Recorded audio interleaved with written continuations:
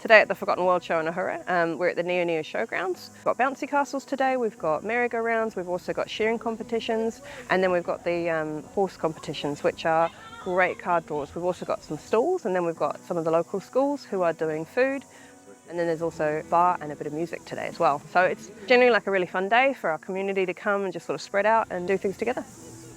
Ōhura used to be a very big town, 5,500 people, and now there's about 150, but we still maintain some of our old traditions. Some of the competitions that are on in the show is there's an art competition over in the hall. There's a shearing competition, which is really important for the farmers around. Mostly it's over kudos rights, who's the best shearer. That's a good way of showing your skills so that you can get into the shearing gangs. I believe there's also some fencing going on. So examples of their work so that they can go to the farms and get some big contracts. An event like this brings everyone together within our community. We promote it within school. We're doing the catering, so all our whānau have come to help out and they've brought their children. I think it's pretty amazing that they've managed to keep it going in such a small place where, a lot of the other events have closed down. It's a bringing together a community as well.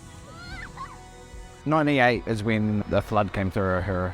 Since then, the population has steadily dropped off. So, there's a lot of memories and a lot of focus on what Ōhura used to be. Bringing community together like this, we've got 3 different schools from the different parts of the Ōhura ward, and so they can come together and intermingle. There's a future here, but it's hard, and we've just got to keep pushing for it. There can be several challenges for our children, being so isolated, but that doesn't really stop them now. We're involved with so much in town. We have a brilliant youth trust that creates sporting opportunities for our children. So we all go into town to compete. They grow up on the farm, They learn so many life skills just through that. And then within school, we give them as much as we can. Yeah. Or when it comes to employment, when it comes to education, healthcare, we get forgotten quite a lot. We do have a hard time. You have to make your own work, which it forges a really strong person out here. You'll either do farming, or we've got a lot of artists, we've got a lot of elderly who are on the retirement, but we also have a lot of people who just dig in, do odd jobs, and make life work. My hope for this community, I just want it to keep going forward. I guess that's the main thing. We need new families to keep our schools going and to make our schools the hub of our communities. I think that's one of the biggest things that we can do. All our whānau need to get in behind our schools to keep them going. Otherwise, our schools just won't be around anymore. That's my biggest hope for this community, is that whānau keep coming and we keep growing it. I think relationships in small towns are really, really important. You can shut your gate in Ōhura and you can not see anyone, or you can open your gate and you can get 5 people through the gate every day. It's very isolating being this far out, and having people who you can lean on, having people who you can talk to is incredibly important. In Ōhura we have a bartering system, so it's not necessarily money. I like to make the joke that it's your turn with the $20 note.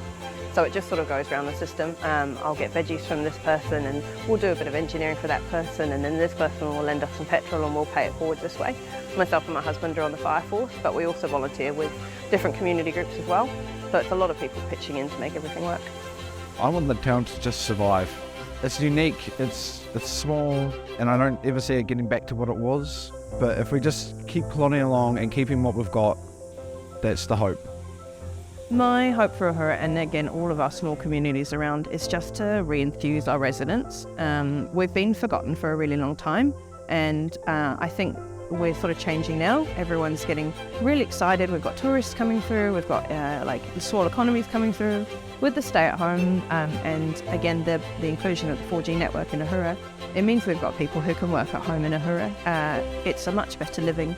You can walk the streets and it's safe, you can leave your doors unlocked and it's safe, and then kids can walk to school. It's absolutely brilliant to live here.